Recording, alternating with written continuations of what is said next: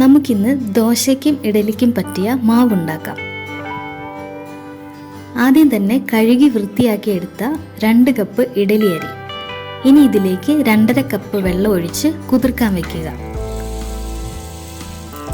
ഇനി കഴുകി വൃത്തിയാക്കിയ 3/4 കപ്പ് ഉഴുന്ന് ഇതിലേക്കും 2.5 കപ്പ് വെള്ളം ഒഴിച്ച് കുതിർക്കാൻ വെക്കുക.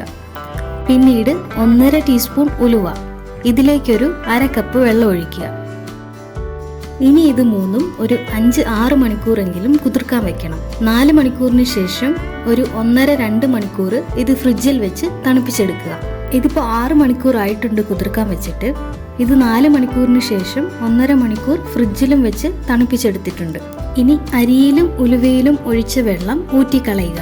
എന്നാൽ ഉഴുന്നിലെ വെള്ളം ഊറ്റിയെടുത്ത് മാറ്റി വെക്കുക. ഇതാണ് നമ്മൾ മാവ് അരയ്ക്കാൻ ഉപയോഗിക്കുന്നത്. ഇതിപ്പോൾ വെള്ളമൊക്കെ കളഞ്ഞ് റെഡിയാക്കി എടുത്തിട്ടുണ്ട്. അടുത്തത് ഒരു 3/4 കപ്പ് അവലെടുക്കുക. ഇനി ഇതിലേക്ക് 1 കപ്പ് വെള്ളം ഒഴിച്ച് ഒരു 10 മിനിറ്റ് നേരം കുതിർക്കാനിടുക. ഇനി നമുക്ക് എല്ലാം അരച്ചെടുക്കാം.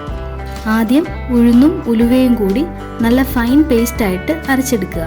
ഇതിപ്പോൾ ഉഴുന്നും ഉലുവയും കൂടി നല്ലവണ്ണം അരച്ചെടുത്തിട്ടുണ്ട്. അത് ഒരു പാത്രത്തിലേക്ക് മാറ്റാം. പിന്നീട് പകുതി ഇഡലി അരി നല്ലവണ്ണം അരച്ചെടുക്കുക. അരച്ചെടുത്ത അരി ഉഴുന്നും ഉലുവയും ഒഴിച്ചു വെച്ച അതേ പാത്രത്തിൽ തന്നെ ഒഴിക്കുക. പിന്നെ ബാക്കിയുള്ള അരിയും നേരത്തെ നമ്മൾ കുതിർത്തു വെച്ച അവലും കൂടി നല്ലവണ്ണം അരച്ചെടുക്കുക. അതും നമ്മൾ നേരത്തെ അരച്ചു വെച്ച പാത്രത്തിൽ തന്നെ ഒഴിക്കുക.